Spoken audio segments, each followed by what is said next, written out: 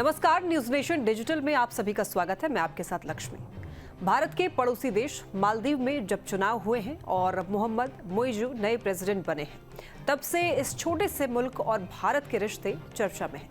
दरअसल मालदीव भारत का एक मजबूत दोस्त देश है, लेकिन मोइजू के प्रेसिडेंट बनने के बाद उनकी सरकार लगातार ऐसे फैसले ले रही है जिससे मालदीव के भारत से दूर जाने और चीन के करीब आने के संकेत मिल रहे हैं। अब ताजा खबर ये आई है कि मोइजू जल्द ही चीन की यात्रा पर जाने की तैयारी कर रहे हैं। राष्ट्रपति चुने जाने के बाद से वो अभी तक भारत की यात्रा पर नहीं आए हैं, जबकि इससे पहले मालदीव के हर चुने हुए राष्ट्रपति अपनी पहली विदेश यात्रा पर भारत आते रहे हैं। अब अगर मोइजू की चीन यात्रा की योजना फाइनल हो जाएगी तो वो भारत से पहले चीन की यात्रा करने वाले मालदीव के पहले राष्ट्रपति बन जाएंगे। पुराने राष्ट्रपतियों के रास्ते से हटकर मोइजू ने भारत की जगह सबसे पहले तुर्की का दौरा किया है।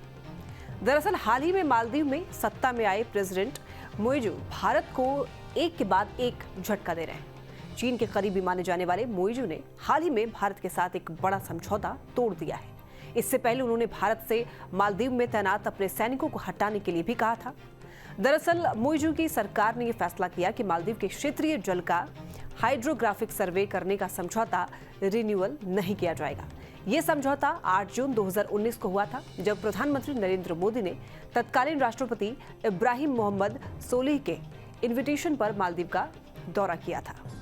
समझौते के मुताबिक भारत को मालदीव के क्षेत्रीय जल अध्ययन और चार्ट रीफ, लैगून, समुद्र तट, महासागर धाराएं और ज्वार के स्तर का हाइड्रोग्राफिक सर्वेक्षण करने की अनुमति दी गई थी। ये पहला बाइलेटरल समझौता है जिसे नवनिर्वाचित मालदीव सरकार आधिकारिक तौर पर समाप्त कर रही है।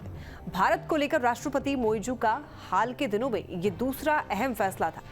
इस महीने की शुरुआत में मोइजू ने कहा था कि भारत सरकार मालदीव से अपने सैनिकों को वापस बुलाने पर सहमत हो गई है, जो उनके लिए चुनाव प्रचार के समय से ही मुद्दा था। इस मुद्दे पर दुबई में COP शिखर सम्मेलन के मौके पर चर्चा की गई थी। वहां मोइजू ने प्रधानमंत्री मोदी से मुलाकात की थी। इस दौरान दोनों नेताओं में सैनिकों की वापसी पर सहमति बन गई थी।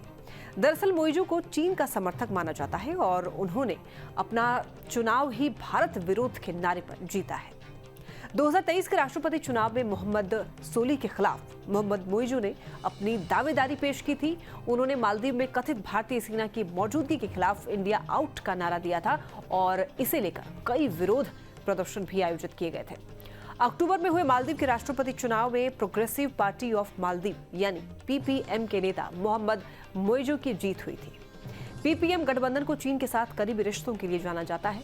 मोइजू की जीत के साथ ही ये अटकलें तेज हो गई हैं कि पुराने राष्ट्रपति इब्राहिम मोहम्मद सोलिह की इंडिया फर्स्ट पॉलिसी वाले मालदीव का रुख बदल जाएगा और ये भारत के लिए परेशानी बन सकती है।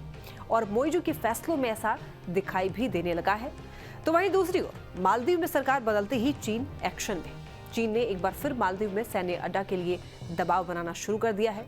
इसके लिए चीन ने गाधू द्वीप में स्थित बंकरिंग बंदरगाह के दोहरे इस्तेमाल के लिए अनुमति मांगी है। अगर मालदीव की मोहम्मद मोइजू की सरकार चीन को इसकी इजाजत दे देती है तो वो लामू एटल में जल्द ही चीन अपना मिलिट्री बेस खोल सकता है। फरवरी 2016 में मालदीव के तत्कालीन राष्ट्रपति अब्दुल्ला यामीन ने इस एटोल से नागरिक आबादी को पूरी तरीके से हटा दिया था, ताकि चीन उसका इस्तेमाल सैन्य गतिविधियों के लिए आसानी से कर सके। चीन के मालदीव में सैन्य अड्डा बनाने से भारत की टेंशन काफी ज्यादा बढ़ सकती है और अब मोइजू की चीन यात्रा की तैयारियों से इस बात के पूरे संकेत मिल रहे हैं कि वो मालदीव को चीन जाल में फंसाने के लिए तैयार हो रहे हैं।